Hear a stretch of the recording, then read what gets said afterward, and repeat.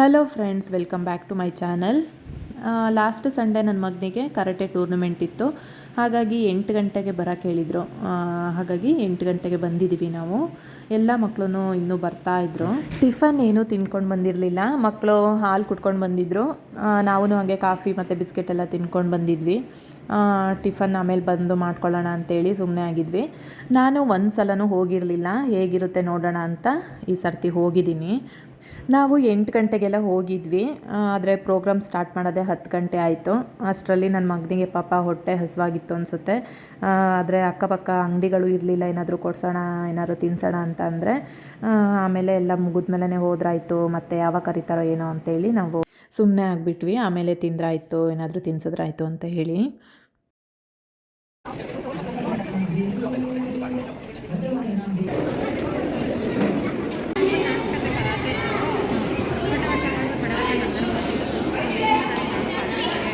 Belt wise ಬೇರೆ ಬೇರೆ batch ಮಾಡಿರ್ತಾರಲ್ವ, ಅವರಿಗೇ ಸಪ್ರೇಟಾಗಿ ಇಬ್ಬಿಬ್ಬರನ್ನೇ ಕರೆದ್ಬಿಟ್ಟು ಕರಾಟೆ ಮಾಡಿಸ್ತಾರೆ.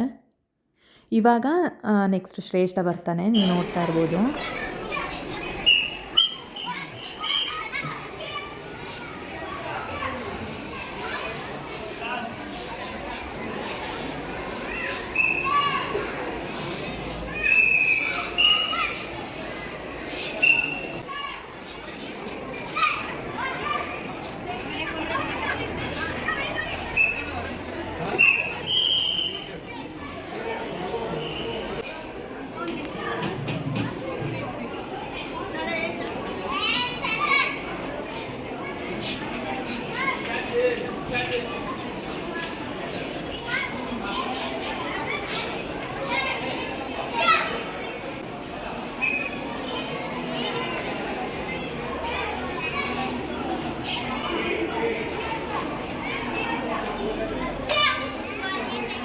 ಇಬ್ಬಿಬ್ಬರನ್ನೇ ಕರಾಟೆ ಮಾಡಿಸ್ತಾರಲ್ವ, ಅವರು ಬೇರೆ ಬೇರೆ ಕರಾಟೆ ಕ್ಲಾಸಿಂದ ಬಂದಿರ್ತಾರೆ. ಹಾಗಾಗಿ ಅವರು ಗ್ರೀನ್ ಬೆಲ್ಟ್ ಆಗಿದ್ರೂ ಕೂಡ ಕರಾಟೆ ಮಾಡೋದ್ರಲ್ಲಿ ಸ್ವಲ್ಪ ಡಿಫ್ರೆನ್ಸ್ ಇರುತ್ತೆ. ನನ್ನ ಮಗನಿಗೆ ವಾಯ್ಸೇ ಬರ್ತಾ ಇರಲಿಲ್ಲ, ಪಾಪ ಹೊಟ್ಟೆ ಹಸುವಾಗಿತ್ತು ಅನಿಸುತ್ತೆ. 10:30 ಬೇರೆ ಆಗಿತ್ತು. ಆದ್ರೂ ಸೆಕೆಂಡ್ ಪ್ರೈಸ್ ತಗೊಂಡ. ನಮಗೆಲ್ರಿಗೂ ತುಂಬ ಖುಷಿ ಆಯಿತು. Thank you all.